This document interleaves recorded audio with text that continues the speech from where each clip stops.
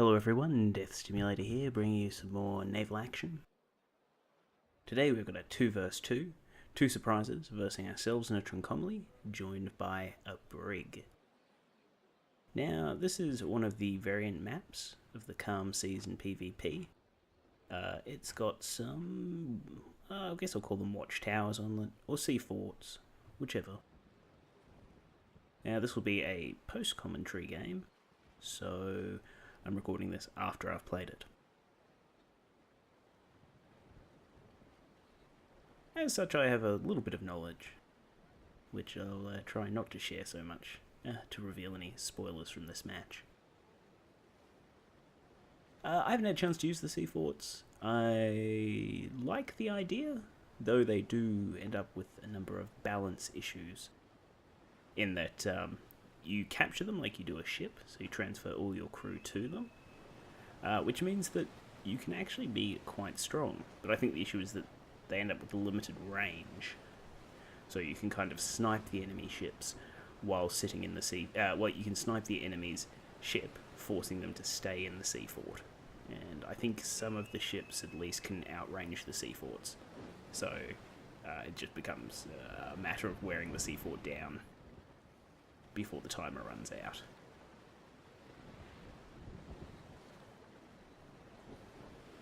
Because I'm pretty sure even if you sink the ship, at least when I last played on this map, which was quite a while ago, even if you sink the ship of the person in the sea fort, they still count as being alive because they're in the sea fort.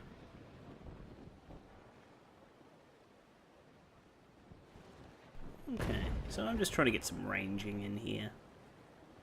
It's quite far. Just still using the 12-pounders here. This might have been one where I wanted to use the 18-pounders. As I said previously, I have experimented with them. I find that the reload time for the 18-pounders is really inhibitive when you end up not using their range very much. At least in like the Trincomalee, I find myself having to get in there a little bit more frequently. Naturally, they'd be great for sniping enemy ship sails, but the fact that you can't have them on both decks means that there's issues in terms of some shots being short range and other shots being long range. And I haven't quite figured out if there's a way that I can get both the if I can fire one deck individually of another. So far I've only been able to fire the single shots, and the single shots are usually coming from the upper deck unless you've expended all shots, in which case then it does start firing single shots from the lower deck. It might just make sighting slightly more difficult.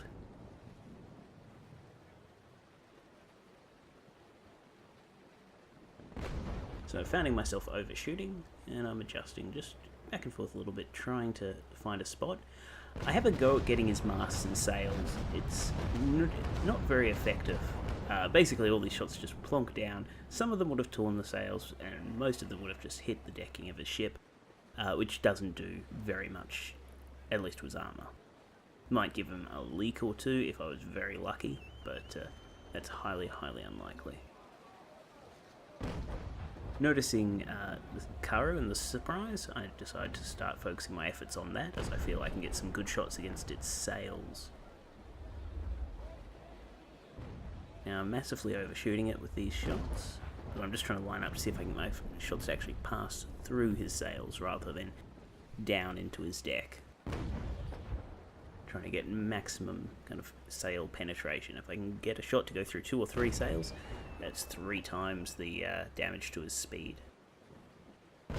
And it's perfect, he goes straight on to me. I've got my shots going in at a nice angle, and every shot just slides in quite nicely. I mean, naturally there's ones that go either side of him, but the ones that hit are going through at least 2, maybe even 3 of his sails. At this point I'm like, well, let's mix it up a bit. I've got an opportunity here where they're both coming towards me. I want to slip in between them. This is basically I was trying to mess them up. I wanted them to both kind of try to turn for my tail, maybe end up hitting each other, or at least slow things down, enabling me to maneuver my ship out of the way, get my tail away from their guns.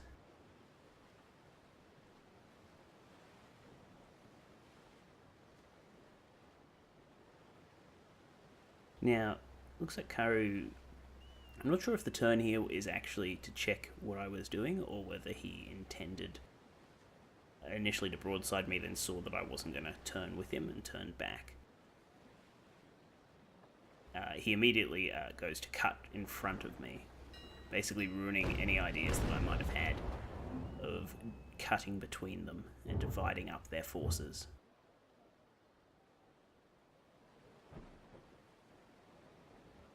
Alright, I'm able to get a solid broadside against Karo. I fire off a little bit early, just trying to do as much damage as I can to the forward hull. It's not very effective. And I cannot turn in time. And end up losing my, I think it's the jib, the forward sails. And that's most of my speed gone and a lot of my maneuverability. And then I just go for some solid hits on the hull of the other surprise here. I'm not in a fantastic way at this point. I want to avoid turning into the wind, as I'm doing here. But I couldn't resist. I noticed that their surprise was turning into the wind as well. I just wanted to set up and kind of sit there and hit them as much as I could. Yeah, my ally did shoot me there. I was unsure of it at the time, and I was like, what's going on? And in the replay you can see, yes, he does accidentally take a shot at me. Fortunately, it's just a brig, so it's not a huge amount of damage. Speaking of huge amounts of damage, the amount that I was able to inflict on that surprise was not. It was alright, wasn't great. Now I see the other surprise coming in on my tail. A bit of a panic reaction here. I just try to get myself moving. I try to get negative speed and push my ship around to face him. I may have been better just to kind of try to come in line, but a surprise is much more maneuverable than a Trincomalee. So he's far more likely to be able to stay on my tail if I was to do that kind of maneuver. And rather than have both ships on my tail, I just decided I'll have one on my tail, and I'll set myself up to fire more broadsides on the initial surprise that I started engaging. Great thing about a Trincomalee, you can take a ton of damage. And due to your crew, you get really good results out of your, out of your survival. Yeah, getting the best out of survival is absolutely vital.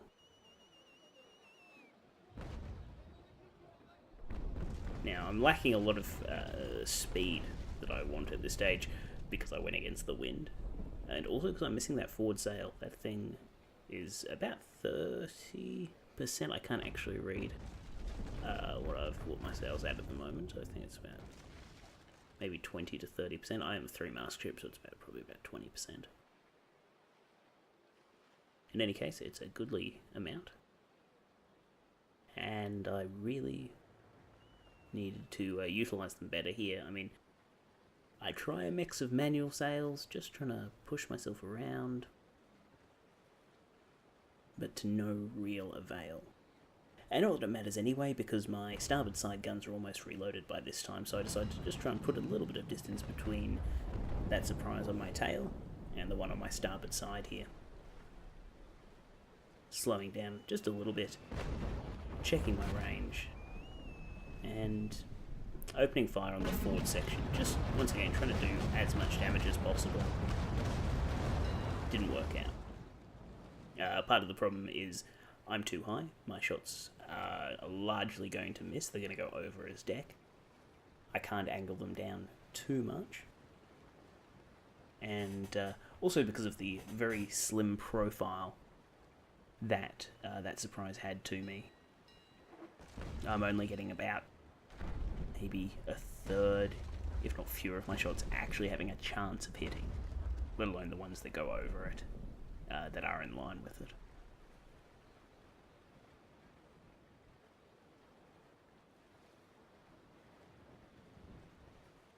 So, the other surprise that was on my tail is lined up with me. He's in a fairly good position. I mishandled the situation slightly. I put myself into too much speed, which lets him cut in behind me, and I end up with a faster, more manoeuvrable ship on my tail. A position you do not want to be in a larger ship, as I think I've demonstrated in many of my own videos, actually performing the same tactic on bigger ships to mixed results.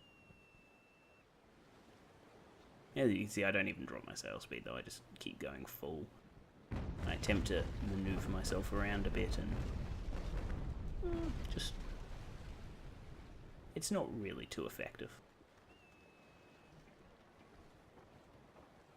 He's taken out my magazine as well, which means that my reloading is going to be ridiculously slow. I have to make every shot count, and every time I reload I need to make sure that it's worthwhile. I can't afford to waste an entire broadside to get 1 or 2 hits.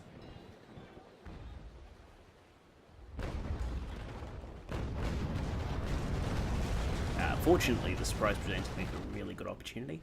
I was hoping that they would run into me and knock out their forward sails, but a little bit of model clipping, no real damage at all.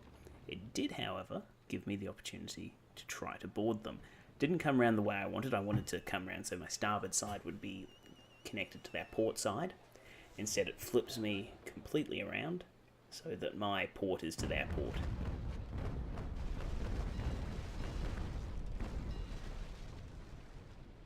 If I can board them, we can win. We've got the crew advantage.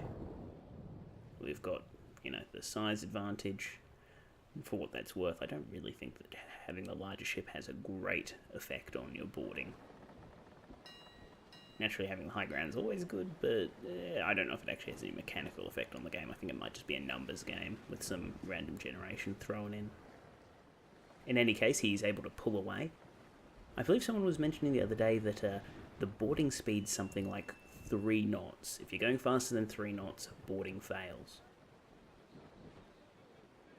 I mean, 3 knots, not entirely slow. And when you've got 2 vessels pulling in opposite directions, there's very little that's going to be able to actually... very little that's actually going to be able to hold them together.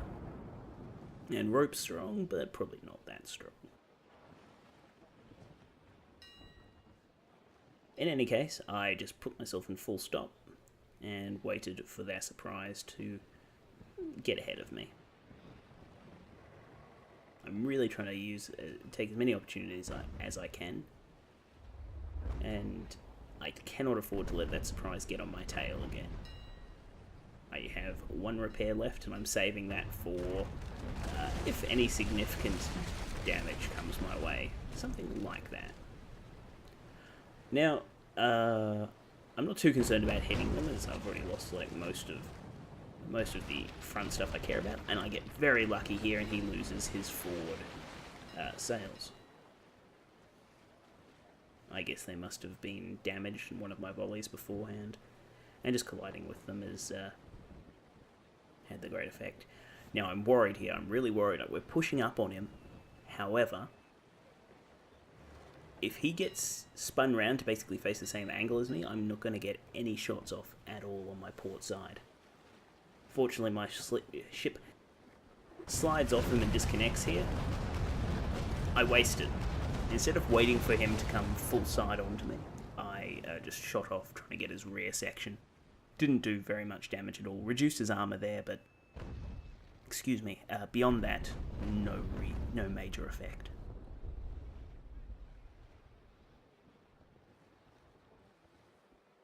Yeah, he's able to put himself actually in reverse, or well, I guess we could call speed negative. I mean, he is reversing the ship. I'm taking on water fast. I've got my guys on survival. I'm putting my last repair to work. I'm trying to figure out how I can get into reverse so I can swing myself round and bring him in line with my guns, because my port side guns are taking forever to reload because of the magazine damage. So I'm trying to bring myself in line, and then I get close enough to board him It's a long way. I'm guessing it was literally measuring from the very tip of our ship to the tip of his ship. Anyway, so in a number of stages, I pull myself over to him. We're going in the same direction. We've got matching speeds, so we don't have to worry too much about that. We're not really going anywhere because we're against the wind. Perfect opportunity to board someone because your speed's never going to get above 2, maybe even 3 knots. We get a final volley off against him before we board. This is where we want to be. Now, firing against an attacking opponent can give you a great advantage. I basically just trust my numbers here. I know that he can either defend or fire. Firing would cut me down, and it does, significantly. However, the numbers advantage is in my favour. Provided that I don't lose a similar number of guys in the next attack, which I didn't, it's fairly sorted from here. Well, and that's been the game. After a couple of rounds of boarding, we are successfully able to clear his ship, capturing it for Mother England.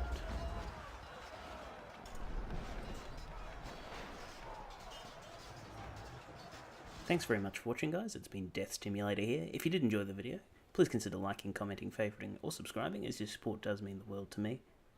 I'll see you guys next time.